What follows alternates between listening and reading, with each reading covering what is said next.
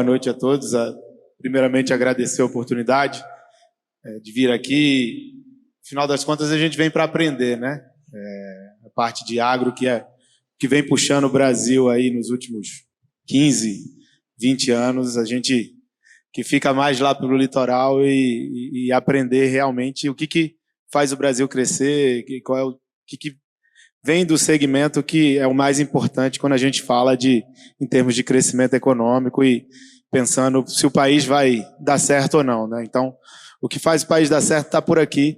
Então, primeiramente, agradecer a oportunidade de vir aprender um pouco aqui. Então, acho que o ponto principal que a gente pode falar aqui para vocês é pensando mais numa dinâmica mais global, tá? Por que eu falo isso? Porque os preços de commodities eles são determinados pelo ciclo econômico global.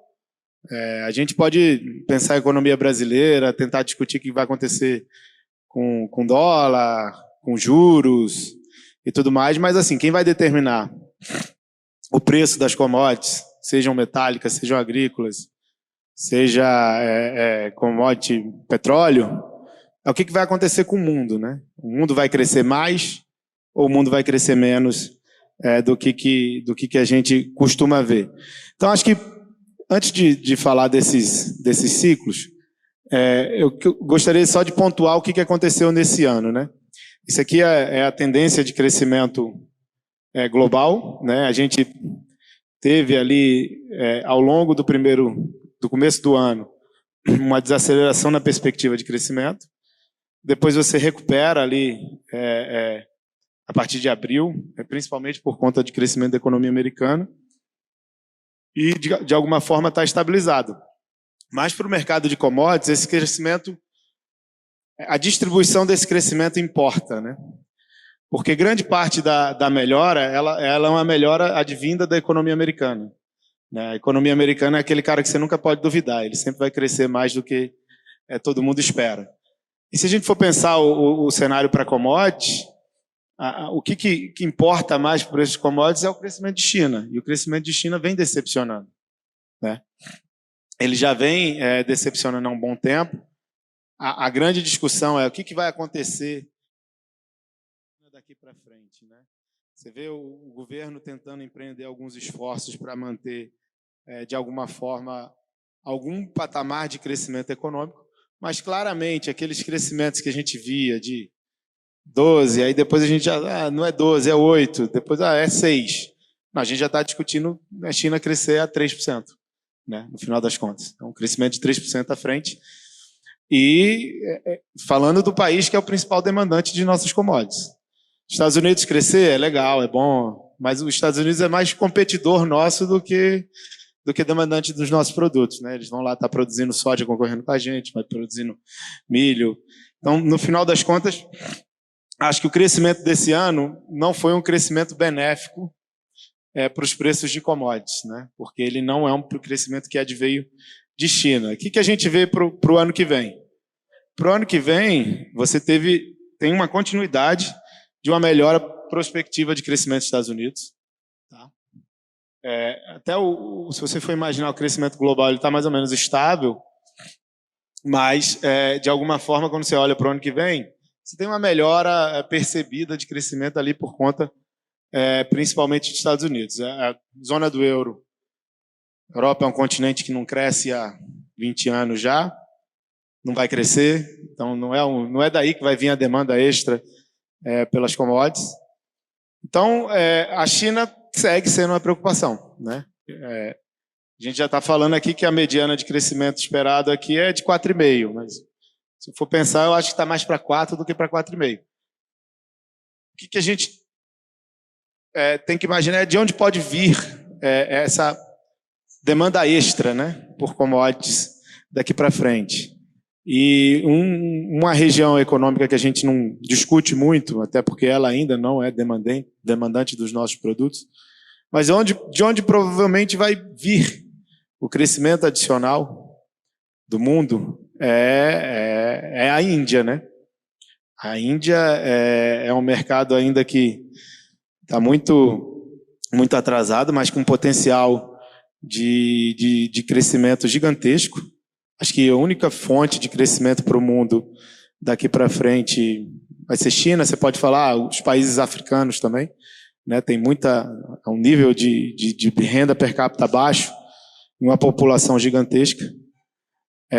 Então, o cenário para o ano que vem ainda não é um cenário tão positivo em termos de crescimento de demanda pelos produtos, né?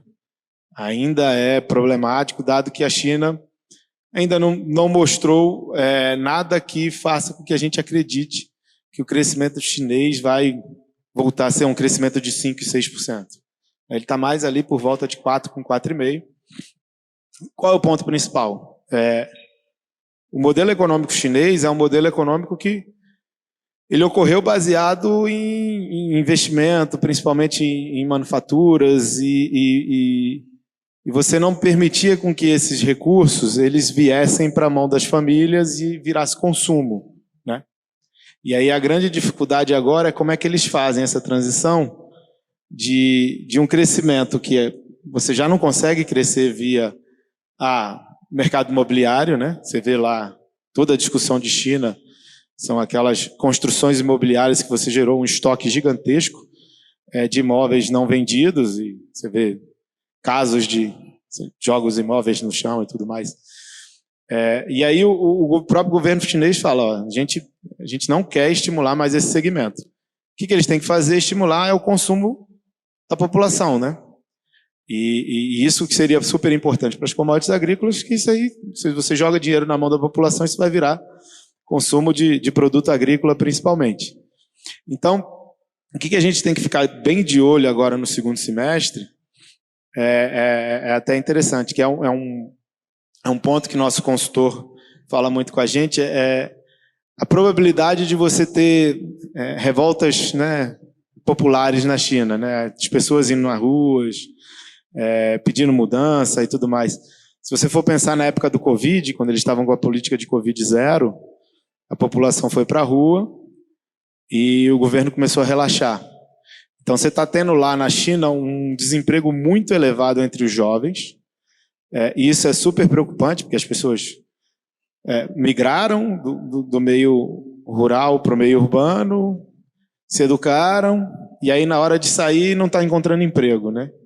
E aí você vai ficar com aquela massa de gente sem emprego, e a solução para o governo chinês provavelmente é ele fazer programas de transferência de renda, dando dinheiro na mão dessas pessoas para elas consumirem. Só que, ao que tudo indica, o governo chinês não acredita nesse modelo. É uma coisa que o presidente Xi Jinping, de alguma forma, diz não acreditar que vai gerar o crescimento econômico. Mas, assim, se a gente começar a observar, tipo 89, lá, Praça da Paz Celestial, onde você teve diversas manifestações populares, é o momento propício, dado que a taxa de desemprego entre os jovens está super elevada. E aí o governo vai ter que dar uma resposta caso isso aconteça. E se a resposta do governo for conceder recurso na mão da população, é um estímulo ao consumo, e aí é o consumo efetivamente primário que vai puxar os commodities, né? A gente sabe que a China, no final das contas, é o principal demandante das nossas commodities. Deixa eu... Aqui. De uma forma geral, para onde se direciona, né, as nossas exportações principais. Então, é o que importa. Então, o que o ciclo econômico fala para a gente, tá? A gente viu que a Europa é um continente que não cresce. Estados Unidos vem se prendendo no crescimento. China vem escorregando. Os bancos centrais do mundo inteiro vêm subindo taxa de juros. Quando eles sobem taxa de juros, o objetivo, né, é suavizar o ciclo econômico e jogar o crescimento econômico para baixo. Porque a inflação está, de alguma forma, acima do desejo das autoridades monetárias. O que a gente poderia falar que a gente estaria aqui nesse quadrante, né? Que é quando a gente está crescendo ainda acima do potencial e o mundo declinando. O melhor momento para os preços de commodities, ele acontece justamente na transição da fase 1 para a fase 2, né? Porque da transição da fase 4 para a fase 1, o que você precisa? Você precisa que a economia desacelere ainda mais, que a inflação vá para baixo, e aí você comece a ver uma mudança de postura por parte dos bancos centrais, né? Os bancos centrais que estão subindo juros, nesse momento, de alguma forma, eles vão começar a olhar e vão falar, não, agora eu tenho que cortar juros porque eu tenho que estimular a demanda. Então, é justamente nesse momento do ciclo que isso começa a acontecer. O que a gente imagina lá na Novos Capital, que é o momento onde isso vai acontecer, tá? Olhando defasagens temporais passadas, a gente acha que a partir do meio do ano que vem, que é quando a atividade econômica americana vai dar alguns sinais de desaceleração, você vai chegar ali no meio do ano que vem, muito provavelmente o Banco Central dos Estados Unidos vai começar a olhar e falar, olha, talvez eu tenha que começar a cortar juros porque eu levei o meu juro, minha taxa de juros muito para cima e eu vou começar a ficar preocupado com o ritmo de atividade econômica. Então, seria a partir do meio do ano que vem que a gente entraria nessa fase 1 para a fase 2. E o que é importante também para... Isso aí vocês vão saber muito mais que eu, para a commodity agrícola, é que muito provavelmente no meio do ano que vem, dado que você está perto do fenômeno aí do El Niño, muito provavelmente você vai estar discutindo a produção do meio oeste americano, né? E se você tiver qualquer quebra de safra, os preços sobem substancialmente. E como você não afeta tanto a produção doméstica quanto você afetaria lá, a gente pode se beneficiar desse movimento. Então, acho que o ponto principal é que no ciclo econômico a gente pode ter um ponto muito relevante a acontecer para as commodities agrícolas no meio do ano que vem, que vai ser justamente esse momento, onde você vai estar na inversão do ciclo econômico, cortando taxa de juros e começando a recuperar a atividade, e você vai ter as discussões de oferta, né? A gente já viu nos dados Conab e USDA de que a capacidade de oferta brasileira segue muito pujante para o ano que vem.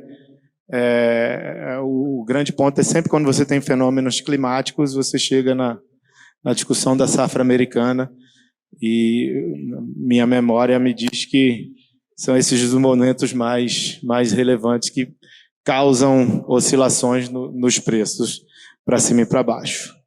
Tá?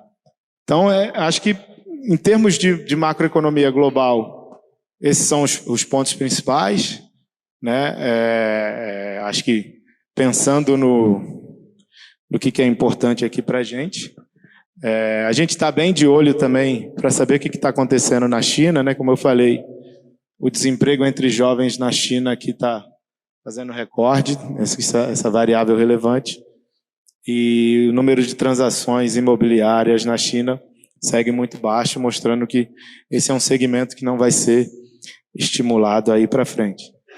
E aí a gente pode discutir Brasil. Acho que Brasil talvez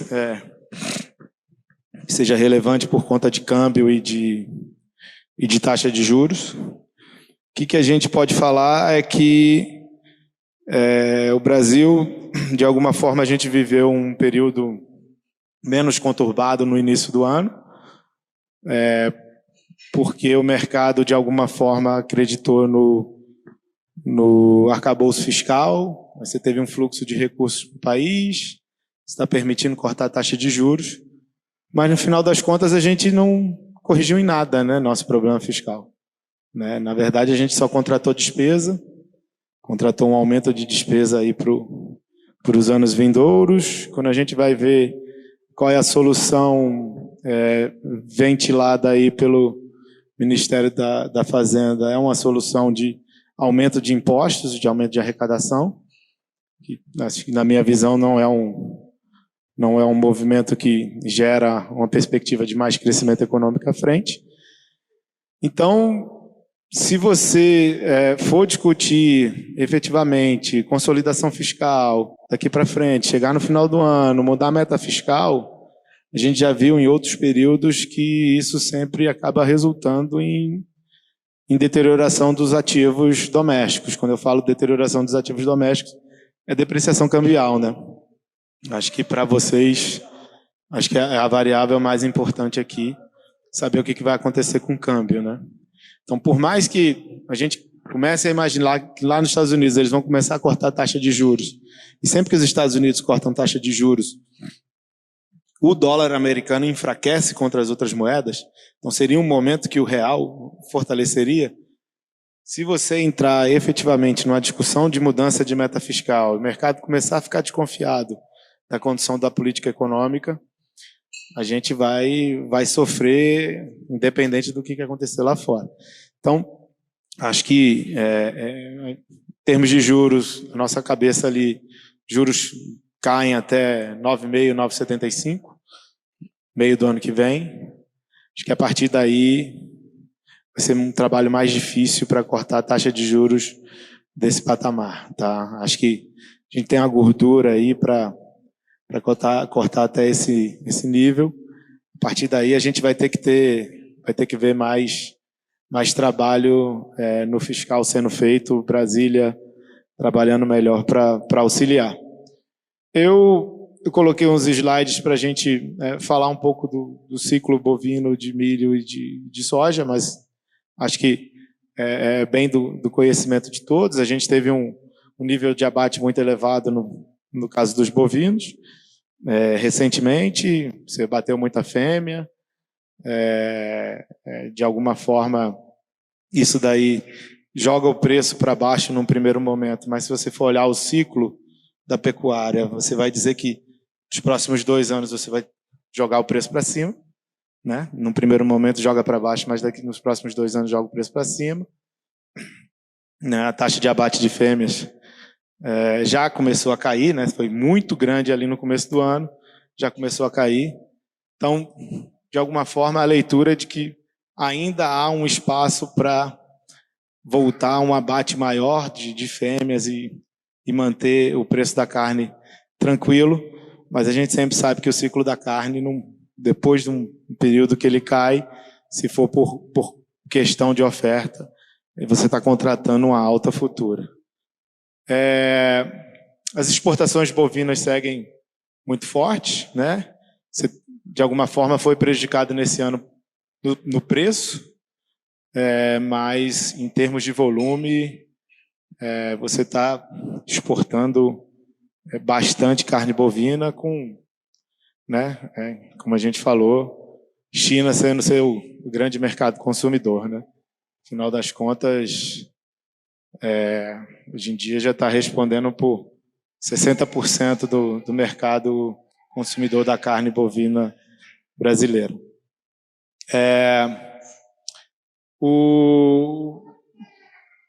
A importação da China por cada país, a gente vê como o Brasil se tornou importante. Janeiro a julho de 22, janeiro a julho de 23, o Brasil é o azul, a Argentina, Uruguai, Nova Zelândia, Austrália, Estados Unidos e os outros. Então, só o Brasil vai exportar vai atender quase metade do mercado consumidor chinês. Então, para onde, apesar de um preço por tonelada mais baixo do que Estados Unidos e Austrália, mas não muito distante dos nossos parceiros sul-americanos. Quando a gente vê o ciclo de oferta global, né, Estados Unidos e Austrália aqui, pensando em outros grandes produtores globais, no caso dos Estados Unidos, a gente teve um ajuste para baixo de oferta, né? O ciclo de abate, eles reteram muitas matrizes lá, tanto que o preço da carne bovina nos Estados Unidos subiu bastante. Então, eles já fizeram, de alguma forma, um ajuste.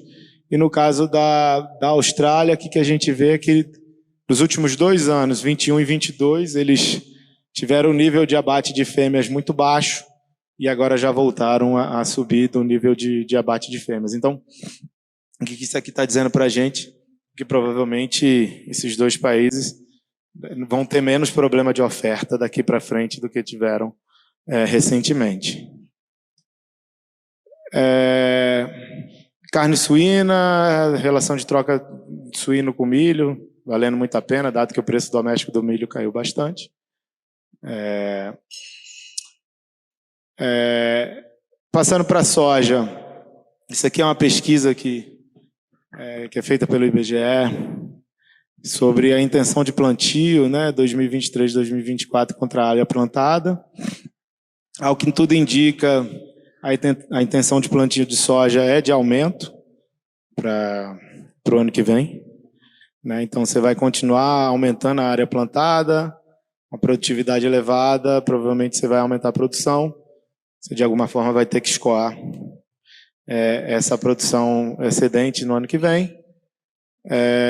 Nos Estados Unidos, você, para 23 e 24, está vendo uma redução dos estoques finais, por conta de uma menor capacidade de oferta que eles já estão olhando para o ano que vem. E esse daqui é sem acontecer o fenômeno climático, isso aqui pode atrapalhar ainda mais. E o preço médio da soja lá fora está bem acima do que foi o preço médio nos últimos 5 anos. No caso do Brasil, a gente está mais ou menos no preço médio dos últimos 5 anos. O que o balanço de oferta e demanda está falando para a gente é que provavelmente 23 e 24, por conta principalmente do aumento de exportação, de alguma forma você vai verificar uma redução nos estoques finais ali do total de soja. E no milho, que eu acho que foi o mais problemático no ano, né, uma diferenciação muito grande entre preço doméstico e preço externo. De alguma forma teve uma tendência de queda aqui nessa pesquisa feita. Todas as regiões estão dizendo que vão reduzir a área plantada de milho.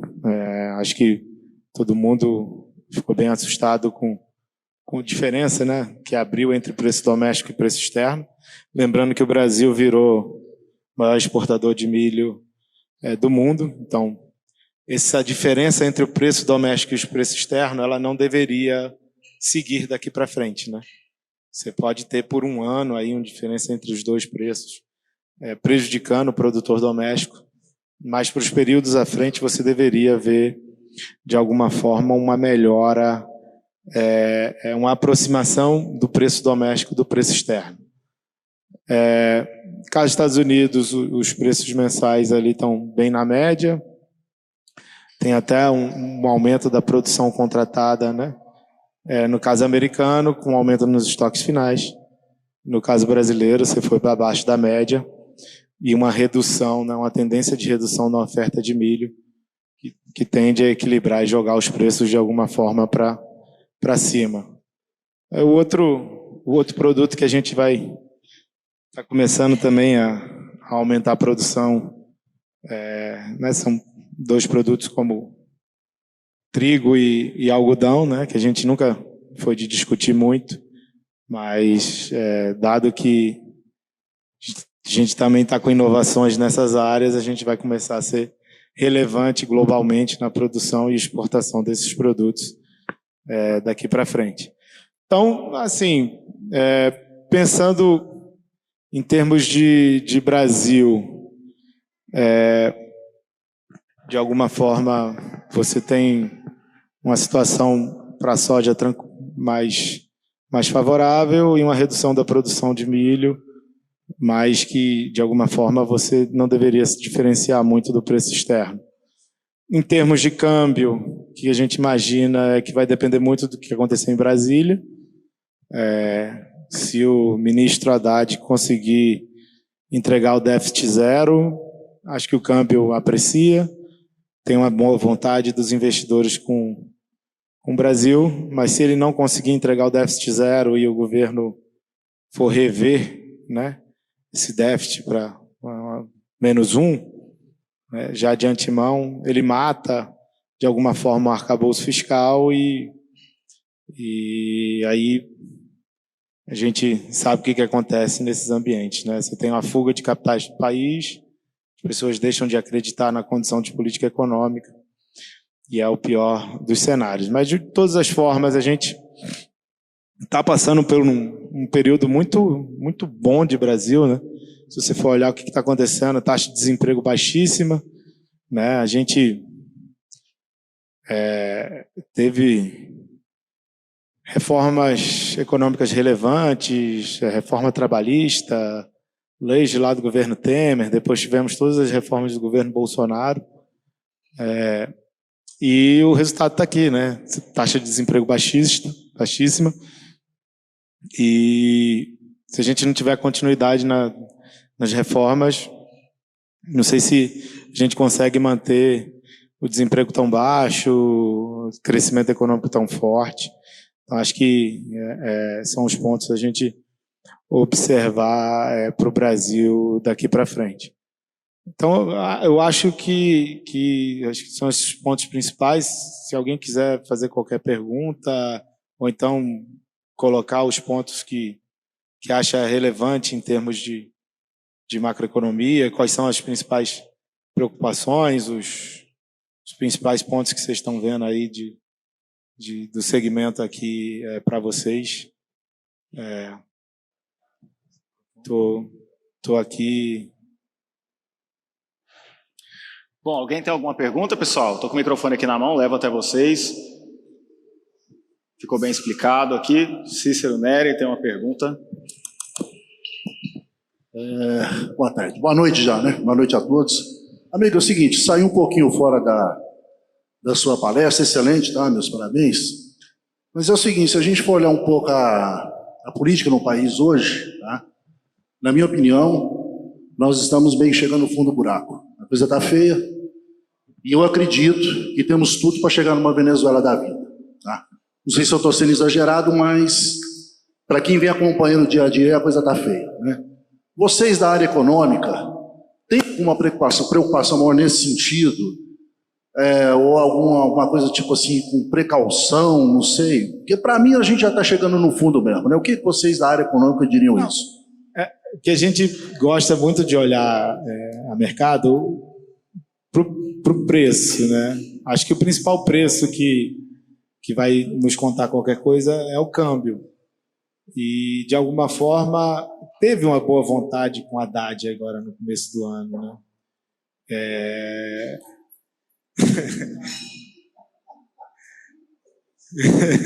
Não, então, eu acho que esse é o ponto, né? Se as pessoas se frustrarem, se tiver alguma frustração nesse sentido, a gente vai de 2 em 2 semanas a Brasília conversar com o congressista e tudo mais. Acho que se tiver qualquer ponto de mudança de meta, de perspectiva de despesa, de perspectiva de entregar um resultado fiscal, a gente pode entrar no cenário que aconteceu com a Dilma, né? Se a gente for lembrar. Quando ela demitiu o Joaquim Levy, o câmbio depreciou, teve fluxo de saída de recursos do país, né? Obviamente que, por mais que você possa discutir PT e Lula ou não, o Lula é um cara melhor do que a Dilma, né? A gente pode dizer algo nesse sentido. E acho que saber se o Lula vai permitir que a gente entre nessa trajetória ou não. Porque se for pelo que o PT fala, se você for pegar o que a Glaze fala, que todo mundo fala, você vai dizer que vai acontecer, né? Você pega lá, presidente do PT, que fica toda hora tentando derrubar o ministro da Fazenda, você vai falar, ó, daqui a pouco o investidor cansa do país, sai e o câmbio dispara. Acho que essa é a principal preocupação. A gente tem que, talvez por mais que você não confie nele, mas talvez a única pessoa que consiga segurar alguma coisa lá em Brasília seja o ministro Haddad. Se não fosse ele, era uma turma que bem pior.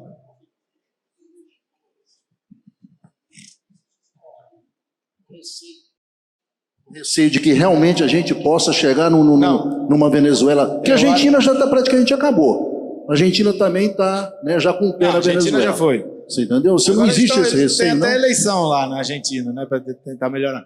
Ó, o que a gente está de olho mesmo é nessa definição do orçamento. Se o Haddad perder a batalha e a gente começar a trabalhar com orçamento mais deficitário para o ano que vem, acho que os investidores começam a mudar o humor. Tá? Acho que a variável relevante é chegar ali em novembro, dezembro, que vai ter a definição do orçamento. O Haddad está falando que vai entregar um orçamento zerado no ano que vem. Se o governo falar assim, não, eu quero gastar, não vou fazer nada, vai ser um déficit de 1,5%.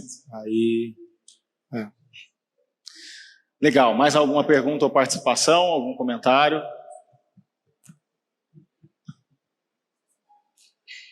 Beleza, então? É isso?